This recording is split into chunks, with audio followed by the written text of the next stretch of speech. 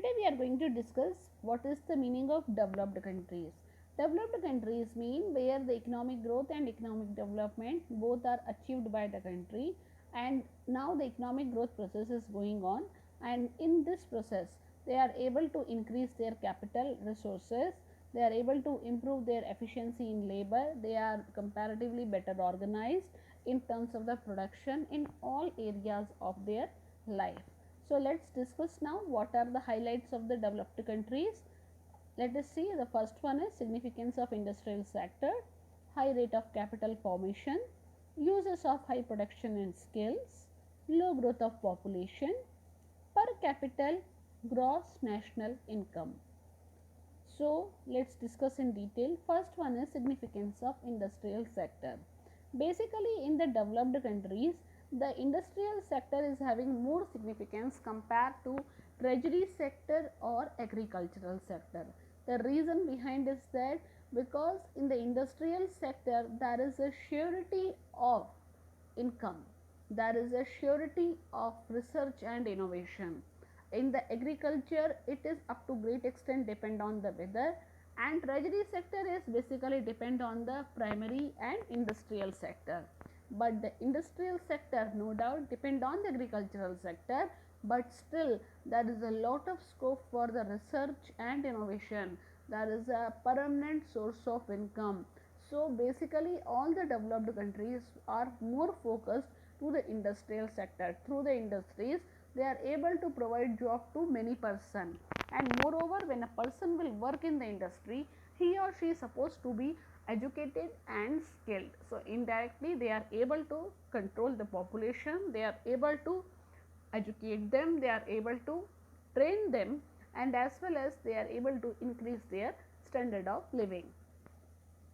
The next one is high rate of capital formation. As I told that in the developed countries they are giving more significance or importance to the industrial sector. So automatically every individual is having a fixed source of income. Now when they are having a fixed source of income, or you can say when they have the increased income every year, their saving rates are also increasing. When the savings are increased, every individual wants to multiply them in the form of the investment, and these investment leads to the capital formation which is necessary for any country.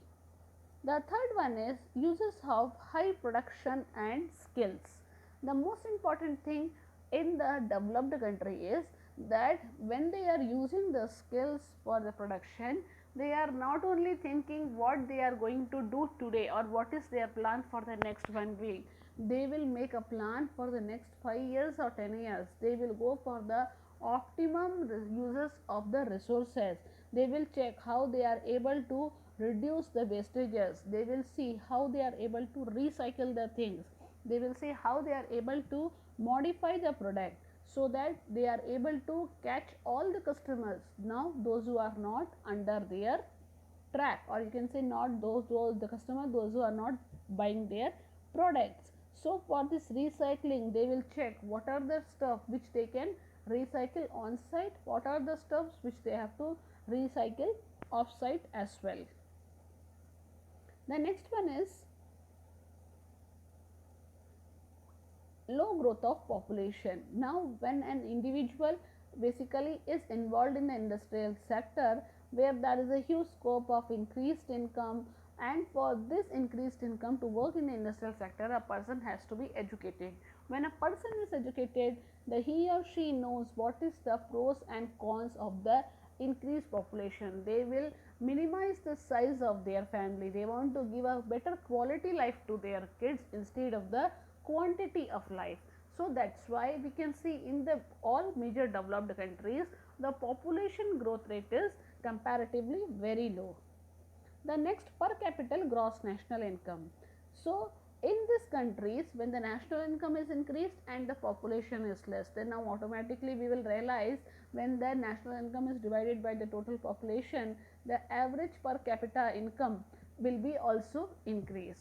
So because of the less population and more increased national income, per capita gross income is also increased.